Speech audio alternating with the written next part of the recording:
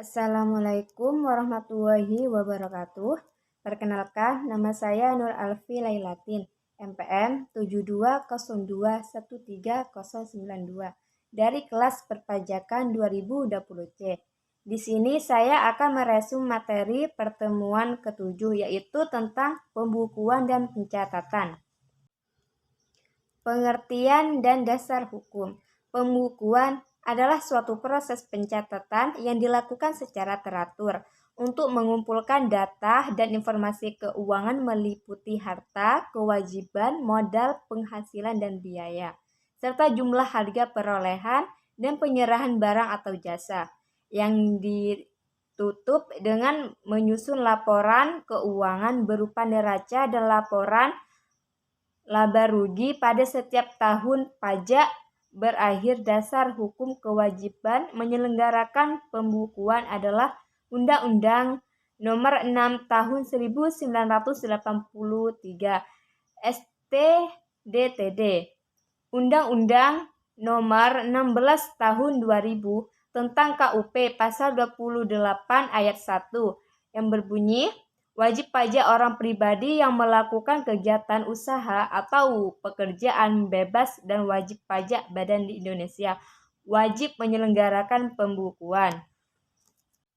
Pembukuan merupakan proses pencatatan secara teratur untuk mengumpulkan data dan informasi tentang yaitu keadaan harta, kewajiban, modal, penghasilan dan biaya, penjualan dan pembelian, harga perolehan, dan penyerahan barang kena pajak atau BKP, dan jasa kena pajak atau JKP.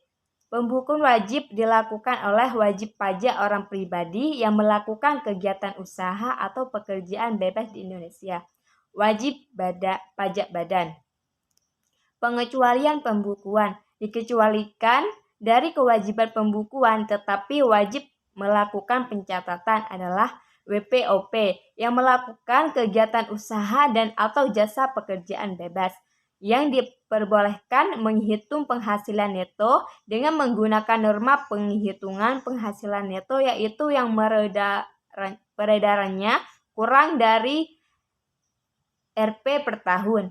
WPOP yang tidak melakukan kegiatan usaha atau pekerjaan bebas dikecualikan dari kewajiban menyelenggarakan pembukuan dan atau pencatatan adalah wajib pajak orang pribadi yang tidak wajib menyampaikan SPT.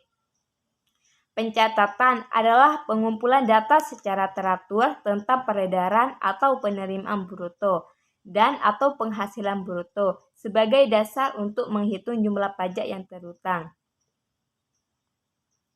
Tujuan pembukuan atau pencatatan. Tujuan pembukuan adalah untuk mempermudah yaitu pengisian SPT, penghitungan penghasilan kena pajak, penghitungan PPN dan PPNBM, mengetahui posisi keuangan dan hasil kegiatan usaha atau pekerjaan bebas. Tujuan pencatatan adalah untuk mempermudah pengisian SPT, penghitungan penghasilan kena pajak, penghitungan PPN dan PPNBM. Cara-cara pembukuan atau pencatatan sekurang-kurangnya terdiri dari catatan yang dikerjakan secara teratur mengenai keadaan kas dan bank, daftar utang dan piutang, daftar persediaan barang. Pada akhir tahun pajak membuat neraca dan laporan laba atau rugi. Diselenggarakan di Indonesia dengan menggunakan huruf Latin, mata uang rupiah dalam bahasa Indonesia atau bahasa asing yang diizinkan oleh Menteri Keuangan.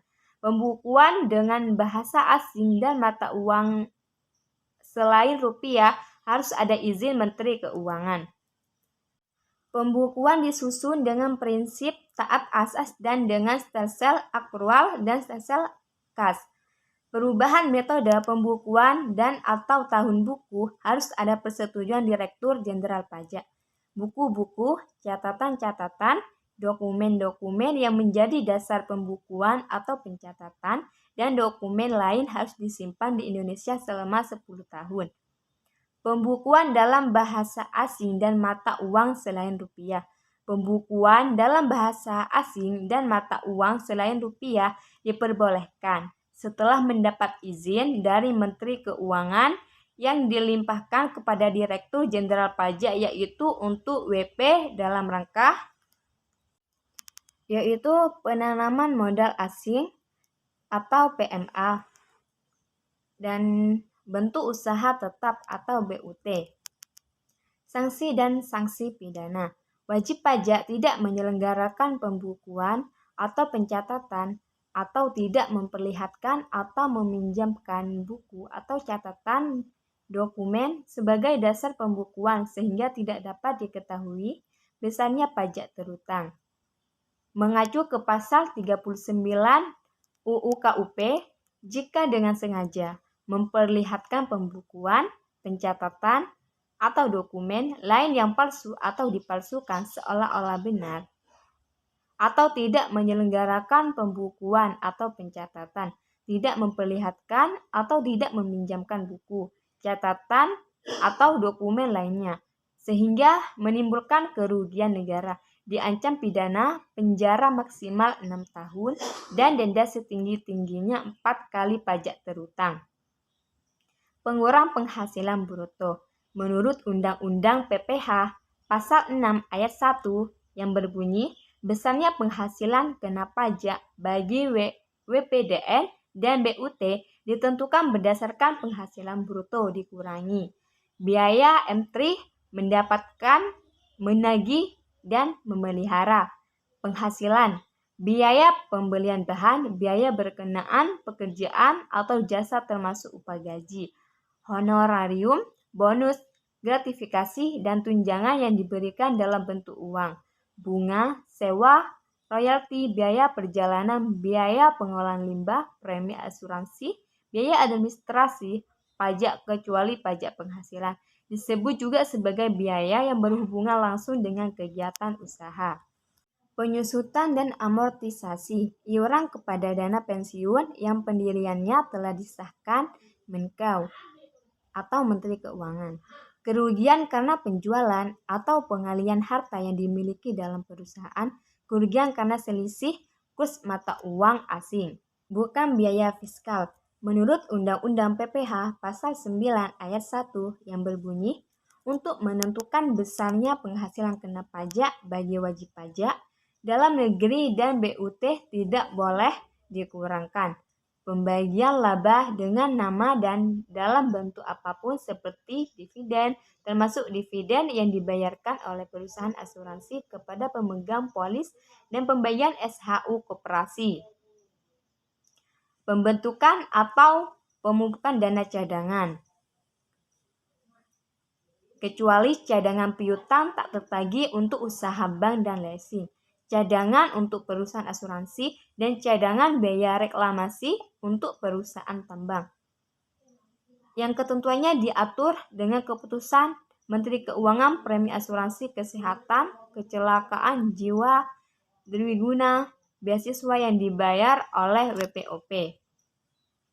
Gantian atau imbalan sehubung dengan pekerjaan atau jasa dalam bentuk natural atau kenikmatan, kecuali makan atau minum bagi seluruh pegawai dan natural atau kenikmatan di daerah tertentu dan berkaitan dengan pelaksanaan pekerjaan ditetapkan dengan Menkeu.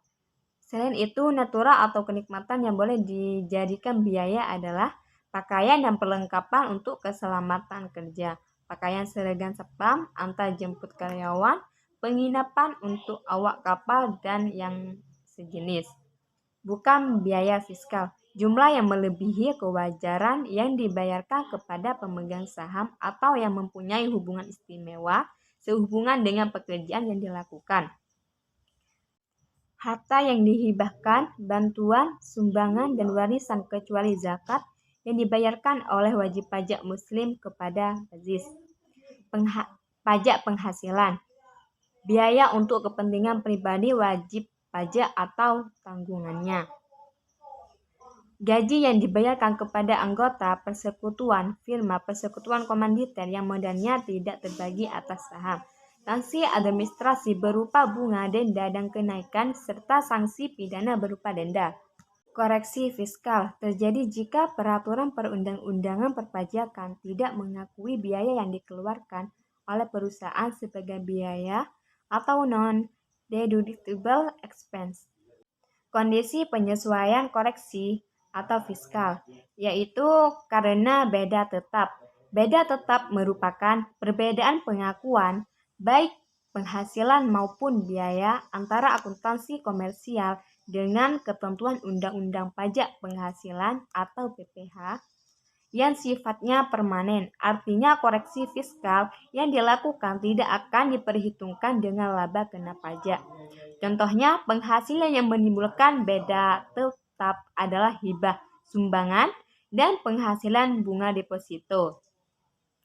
Karena beda waktu. Beda waktu merupakan perbedaan pengakuan baik penghasilan maupun biaya antara akuntansi komersial dengan ketentuan Undang-Undang PPh yang sifatnya sementara. Artinya koreksi fiskal yang dilakukan akan diperhitungkan dengan laba kena pajak. Rekonsiliasi fiskal merupakan proses rekonsiliasi atas laporan keuangan komersil untuk mengoreksi penghasilan dan atau yang tidak diakui oleh peraturan perundang-undangan perpajakan. Hasil rekonsiliasi fiskal adalah laporan keuangan fiskal. Mungkin itu saja yang bisa saya sampaikan, kurang lebihnya mohon maaf. Wassalamualaikum warahmatullahi wabarakatuh.